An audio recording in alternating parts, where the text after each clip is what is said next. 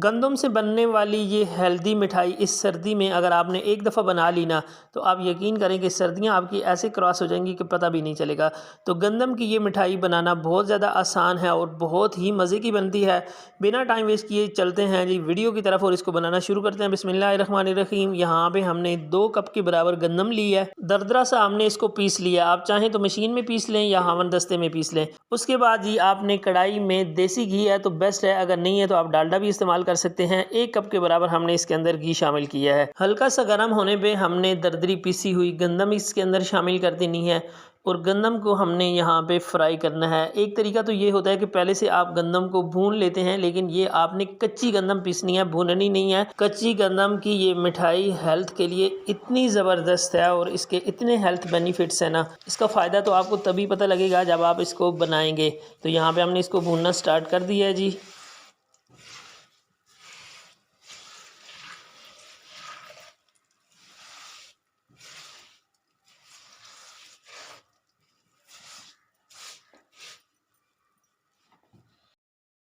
गंदम को 6 से 7 मिनट के लिए हमने भुना है। आप देख सकते हैं इसका कलर और खुशबू तो हम फील कर सकते हैं, बहुत ही प्यारी खुशबू आ रही है जी। जब इस तरह से गंदम की सूरत हाल हो जाए तब आपने इसके अंदर इतना पानी शामिल कर देना है जिससे गंदम फूल जाए और गल भी जाए। 2 गिलास पानी के शामिल करके हमने इसको कवर किया था जी। अब सूरत हाल देख लेते हैं कि हमारी गंदम कितनी हद तक गल चुकी है, लेकिन इसके फूलने से हमें अंदाज़ा हो रहा है कि ये अच्छी तरह नहीं गली, इसमें मज़ीद पानी ऐड करने की ज़रूरत है।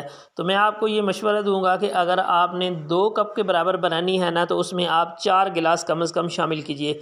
यहाँ पे आप देख सकते हैं मज़ीद पानी ऐड किया है हमने, तो गंदम कितनी ज़बरदस्त तरीके से फूल गई है।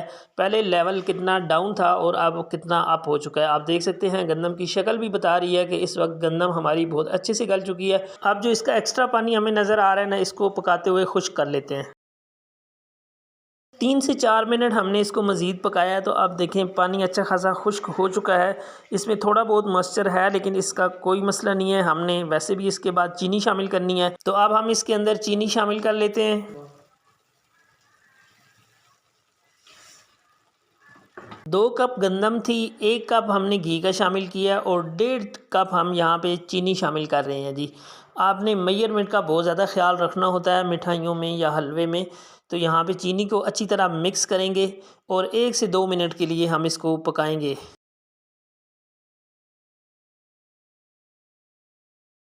चीनी मिक्स कर ली है जी, 1 से 2 मिनट पका भी लिए। आप देखें इसके अंदर कितनी बेहतरीन चमक आ गई है। अब हम इसमें 1 कप के बराबर ना खुश्क दूध शामिल कर रहे हैं, जिसको आप मिल्क पाउडर कहते हैं। ये लाजमी शामिल करना है, इसको स्किप नहीं करना। ये बाज़ार में बड़ी आसानी से अवेलेबल है और जिन लोगों को नहीं पता, ये किराने की दुकान से भी मिल जाता है, नहीं तो बेकरी की प्रोडक्ट जहाँ पे मिलती हैं वहाँ से तो बहुत आसानी से मिल जाता है। पहले तो हम इसको अच्छी तरह मिक्स करेंगे। जब हम मिक्स करेंगे ना, तो इसकी गुठलियाँ बन सकती हैं छोटी छोटी, उससे आपने परेशान नहीं होना। ये जूं जूं आप पकाते जाएंगे वो गुठलियाँ ख़त्म होती जाएंगी। और ये एक्चुअली हम इसलिए शामिल कर रहे हैं कि एक तो हेल्दी होता है और दूसरा इसके टेक्सचर को देखिएगा ये कितना ज़बरदस्त बना देगा। इसको हमने पका लेना है जी 3 से 4 मिनट तकरीबन।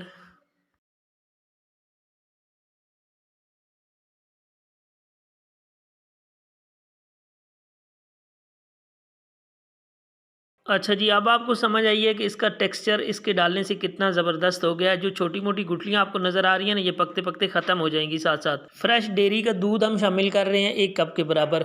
अगर आपके पास ये नहीं है तो आप टेट्रा पैक भी शामिल कर सकते हैं। दोनों एक जैसा ही काम करेंगे, लेकिन जो फ्रेश मिल्क होता है ना, उसके हेल्थ बेनिफिट ज़्यादा होते हैं। तो हम इसको बना भी इसीलिए रहे हैं कि सर्दी में ये ज़्यादा से ज़्यादा हेल्थ बेनिफिट दे।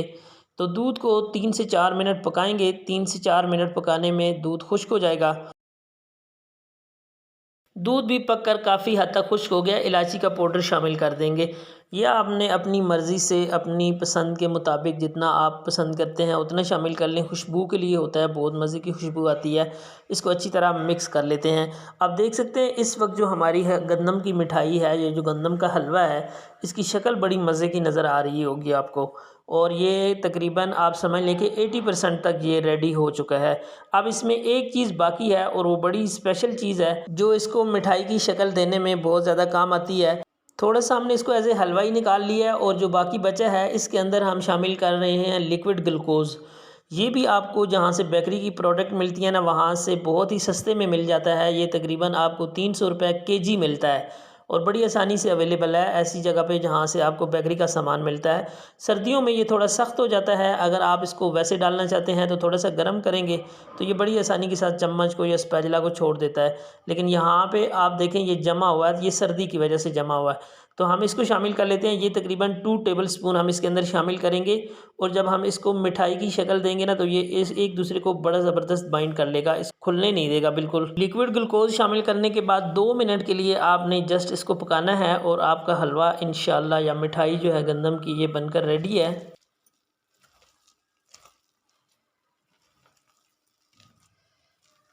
आपकी तवज्जो एक तरफ करवाना चाहूँगा कि आप इस वक्त देखें हलवे ने बर्तन को बिल्कुल छोड़ दिया है, स्पैचुला के साथ चिपकना छोड़ दिया है, चमक आ चुकी है। तो अब हमारा हलवा 100% रेडी हो चुका है। अब हम इसको डिश आउट करते हैं। लिक्विड ग्लूकोज शामिल करने से पहले हमने कुछ हलवे के तौर पे निकाल लिया था और कुछ जो है उसको हम मिठाई बना रहे हैं।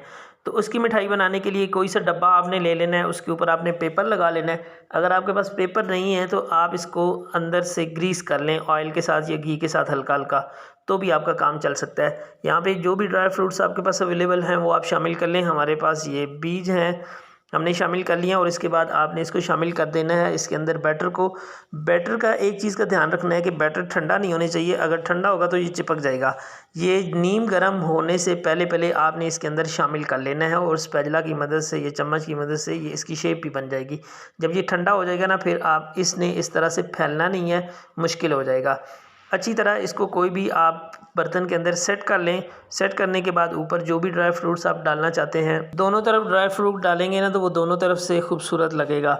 यहाँ पे कोई भी ड्राई फ्रूट्स हैं वो आप शामिल कर सकते हैं। हमारे पास यहाँ पे 4 मगज़ हैं, ये हम चारों मगज़ इसके ऊपर शामिल करेंगे, ये बड़ी खूबसूरत लगते हैं।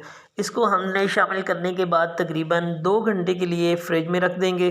2 घंटे के बाद आप इसको कटिंग करके जैसी शेप देना चाहें वो शेप आप दे सकते हैं। तो यहाँ पे हमारे पास ये 2 घंटे से भी ज़्यादा टाइम गुजर गया था, हम बिज़ी थे थोड़े से। तो अब इसकी कटिंग कर लेते हैं। आप देख सकते हैं कितनी आसानी के साथ इसकी कटिंग हो रही है।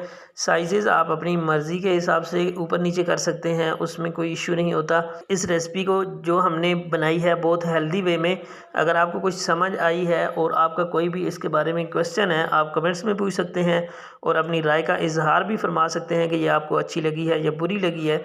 अगर अच्छी लगी है तो आप वीडियो को लाइक कर दीजिए और हमारे यूट्यूब फैमिली का हिस्सा बनने के लिए आपको चैनल को सब्सक्राइब करना पड़ेगा, जो बिल्कुल फ्री ऑफ कॉस्ट है। और ये हमारे लिए हौसला अफजाई भी होती है कि हमारा काम आपको पसंद आता है। तो ये सर्दियों की घरेलू सी बड़ी हेल्दी सी रेसिपी है, इसको ज़रूर ट्राई कीजिए अपने लिए, अपने बच्चों के लिए, अपने बड़ों के लिए। तो मिलते हैं नेक्स्ट किसी अच्छी सी रेसिपी के साथ न्यू वीडियो में। तब तक के लिए मुझे दीजिए इजाज़त। अपना बहुत ज़्यादा ख्याल रखिएगा। अल्लाह ने के बान।